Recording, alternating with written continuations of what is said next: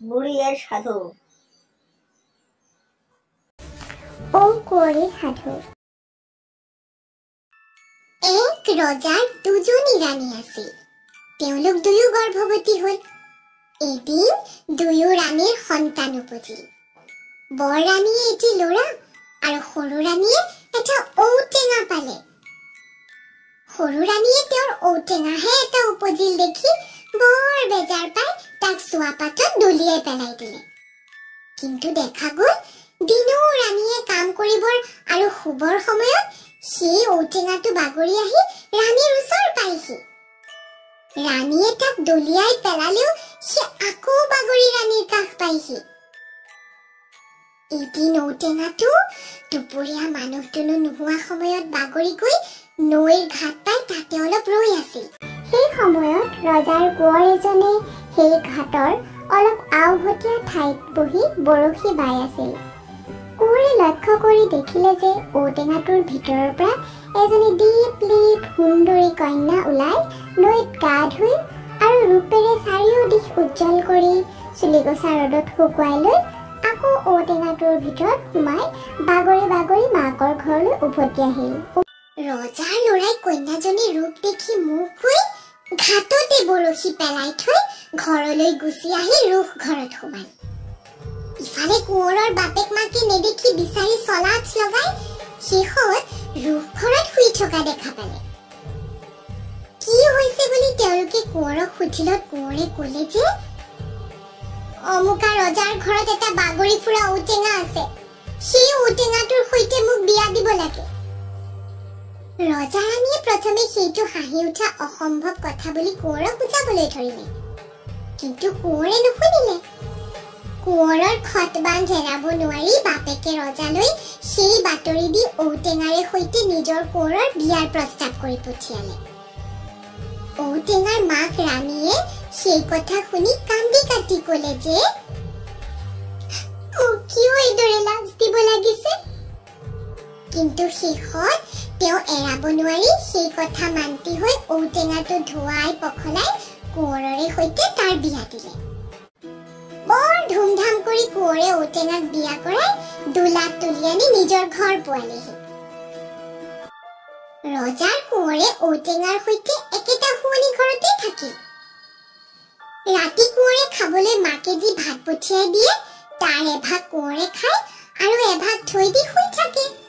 কিন্তু কোঁৱৰৰ টোপনি আহিলে ঔটেঙাটোৰ ভিতৰৰ পৰা কন্যাজনী ওলাই সেই ভাতগাল খাই আকৌ ঔটেঙাৰ ভিতৰত সোমাই থাকে। দিনো কোঁৱৰে টোপনিৰ পৰা উঠি সেই থৈ দিয়া ভাত নেদেখি আচৰিত মানে।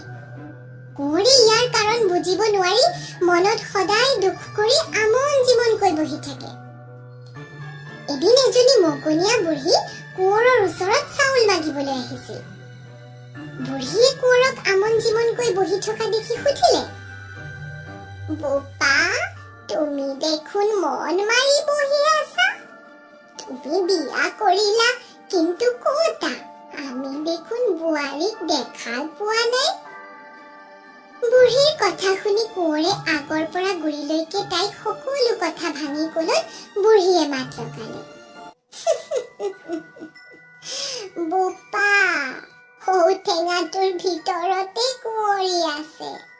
শুৱনি ঘৰৰ ভিতৰত একুৰাটো জুই ধৰি থবা আৰু দৈ গাখীৰ আঠিয়া কল ফেনেকি মিহলাই ওচৰতে এটা বাটিত থৈ দিবা। তুমি তোমাৰ শোৱা পাটিত টোপনি অহাৰ ভাও জুৰি নাক ঘুৰঘুৰাই থাকিবা। তোমাৰ টোপনি আহিছে ভাবি যেতিয়া সেই ঔটেঙাটোৰ পৰা ছোৱালীজনী ওলাই ভাত খাবলৈ বহিব, তেতিয়া তুমি ততালিকে উঠি সেই ঔটেঙাটো জুইত দি পুৰি পেলাবা। কিন্তু তেতিয়া দেখিবা যে ছোৱালীজনী ঠাচ কৰে মাটিত পৰি গৈছে।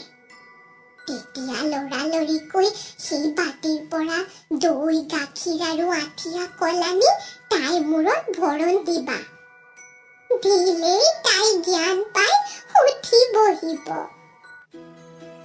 বুঢ়ীৰ কথা শুনি কোঁৱৰে ৰং পাই তাইক বঁটা দি বিদায় দিলে আৰু ৰাতি সেই বুঢ়ীৰ কথা মতেই কৰি কুঁৱৰীক লাভ কৰিলে। কোঁৱৰৰ বাপেক মাকে পিছদিনা এই ঘটনা শুনি আৰু বোৱাৰীয়েকক দেখি তেওঁলোকৰ মনত আনন্দই নধৰা হ'ল। বিয়ৈ বিয়নী ৰজা ৰাণীলৈ এই বাতৰি তেওঁলোকে কৈ পঠিয়ালত তেওঁলোকৰো মনত মহা ৰং মিলিল আৰু আকৌ তেওঁলোকে মহা পয়োভৰেৰে জীয়েক কুঁৱৰীক কোঁৱৰলৈ বিয়া দিলে। সাধুটো কেনে পালা লাইক কমেন্ট শেয়াৰ কৰি জনাব, লগতে সাবস্ক্ৰাইব ক্লিক কৰি দিব আৰু মোৰ টেলিগ্ৰাম চেনেলটো যাওক আৰু সাধু কথাবোৰ ডাউনলোড কৰক।